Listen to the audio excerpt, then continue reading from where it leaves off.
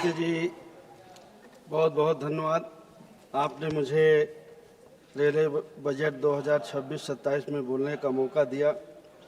माननीय सभापति जी, भारतीय रेल केवल परिवहन व्यवस्था नहीं है, बल्कि ये हमारे देश की आर्थिक और सामाजिक जीवन रेखा है।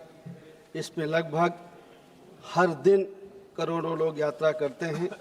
यह हमारे देश की अर्थव्यवस्था, व्यापार और सामाजिक एकता को मजबूत करने वाली अत्यंत महत्वपूर्ण भूमिका निभाती है। माननीय सभापति जी, रेलवे सुरक्षा की दृष्टि से बहुत महत्वपूर्ण है।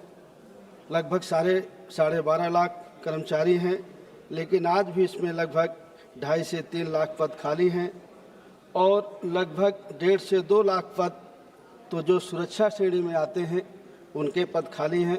माननीय रेलवे मंत्री जी बैठे हैं और उनमें से जो हमारे ओबीसी के हैं, शेड्यूल कास्ट के हैं, एसटी के हैं और ईडब्ल्यूएस हैं, इनके भी बहुत सारे पद खाली हैं।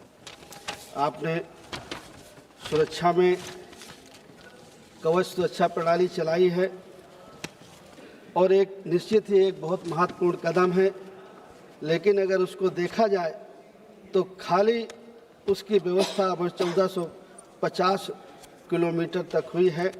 बाकी जो हमारे रेलवे रूट हैं वो वैसे पड़े हुए हैं। तो मैं अनुरोध करूंगा माननीय रेलवे मंत्री जी से कि उन पर भी सुरक्षा व्यवस्था का जो कवच है उधर भी ध्यान दिया जाए। और मैं अपने क्षेत्र की समस्याओं पर भी माननीय रेल मंत्री जी का ध्यान दिलाना चाहूँगा। वैसे तो मैं लिख करके माननीय मंत्री जी से पहले भी दिया हूँ। महोदय, मैं अपने संसदीय क्षेत्र जौनपुर की ओर से आपका ध्यान आकर्षित कराना चाहता हूँ। जौनपुर एक ऐतिहासिक नगर ही नहीं बल्कि पूरे पूर्वांचल का एक महत्वपूर्ण सामाजिक, सांस्कृतिक और आर्थिक केंद्र है। सिराजे हिंद भी कहते हैं, लेकिन दुर्भाग्य से रेल सुविधाओं के मामले में आज भी जौनपुर को वो महत्व नहीं मिला है जिसका वो हकदार है। मेरे संसदीय क्षेत्र में 3 प्रमुख रेलवे स्टेशन हैं, जौनपुर जंक्शन, जौनपुर सिटी, साहेबगंज, जिससे लाखों यात्री दिल्ली, बम्बई, पुणे, सूरत, गुजरात, अहमदाबाद, देश के हर कोने पे कोई ऐसी जगह नहीं है महोदय जहाँ पर जौनपुर के लोग नहीं मिलेंगे। पढ़े लिखे लोग हैं। जौनपुर का एक ऐसा गांव है जहाँ 40-50 लोग सिविल सर्विसेज में हैं, IAS, IPS, डॉक्टर हैं, इंजीनियर हैं और लाखों की तादाद में लोग रोजगार के लिए बाहर जाते हैं। बहुत सारी ट्रेनें वहाँ से निकलती हैं माननीय मंत्री जी, लेकिन वहाँ रुकती नहीं है। बहुत सारी ट्रेनें कोरोना के बाद जो चलती थी, रुकती थी, वो चलती नहीं है और रुकती नहीं।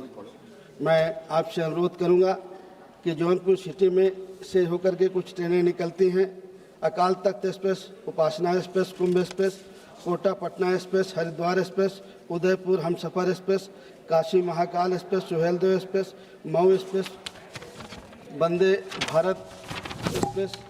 अगर वहाँ ठहराव हो जाए तो वहाँ के यात्रियों को बहुत सुविधा होगी और उनको बहुत दूर तक इलाहाबाद और बनारस तक नहीं जाना पड़ेगा ट्रेन पकड़ने के लिए। जौनपुर जंक्शन से जो ट्रेनें निकलती हैं, Kamakhya express, Guwahati express, Gandhidham express, Amritsar express, Gomti Nagar Vande express, ये जौनपुर जंक्शन से होकर के निकलती हैं। मेरा अनुरोध है कि वहाँ उनके रुकने की इजाज़त दी जाए। और पटना गोमती नगर वंदे भारत एक्सप्रेस है, वो साहेबगंज से होकर के निकलती है, तो अगर वहाँ साहेबगंज में रुकने का आपकी इजाज़त हो जाए। पूर्वांचल के लाखों श्रमिक रोजगार के लिए सभी जगह जाते हैं। वाराणसी, जौनपुर, सुल्तानपुर, लखनऊ, कानपुर मार्ग से दिल्ली आनंद विहार के लिए एक नई अमृत भारत एक्सप्रेस शुरू की जाए। जौनपुर से दैनिक अंत्योदय या अमृत भारत एक्सप्रेस भी चलाई जाए। रायबरेली जौनपुर एक्सप्रेस को दिल्ली तक विस्तार कर दिया जाए। नई ट्रेनों के कुछ आपके प्रस्ताव हैं माननीय मंत्री जी बजट में, जैसे Udhnapuri express, Udhna Chhapra express, Bhagalpur express, Danapur train निर्मित। अगर इनका ठहराव भी जौनपुर में कर दिया जाए तो जौनपुर वासियों के लिए आपकी कृपा होगी और अमृत भारत ट्रेन का भी प्रस्ताव है आपका, जो जौनपुर से होकर के जाती हैं भागलपुर, उधना, उधना बरौनी, वाया पटना, उधना पुरी। और इसी तरह सूरत जौनपुर के बीच में कुछ ट्रेनें हैं, उनके भी स्टाफ का आपसे अनुरोध है। Surat Chhapra special, Tapti Ganga express, Bandra terminal, Ghazipur city superfast और श्रमिक एक्सप्रेस, ये ट्रेनें वहाँ से होकर के गुजरती हैं। अगर इनका ठहराव वहाँ हो जाए तो आपकी महान कृपा होगी। महोदय, मैं आप ये बात पूरे विश्वास के साथ कहना चाहता हूँ कि इन मांगों को सकारात्मक निर्णय लिया जाता है तो ये केवल यात्रियों के ही नहीं बल्कि किसानों, श्रमिकों, छात्रों को, व्यापारियों को, सभी को इसका लाभ होगा और क्षेत्र के समग्र विकास को नई गति मिलेगी।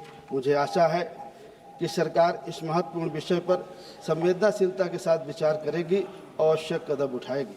आपने मुझे बोलने का मौका दिया, उसके लिए बहुत बहुत धन्यवाद। माननीय सदस्य श्री अडूर प्रकाश जी।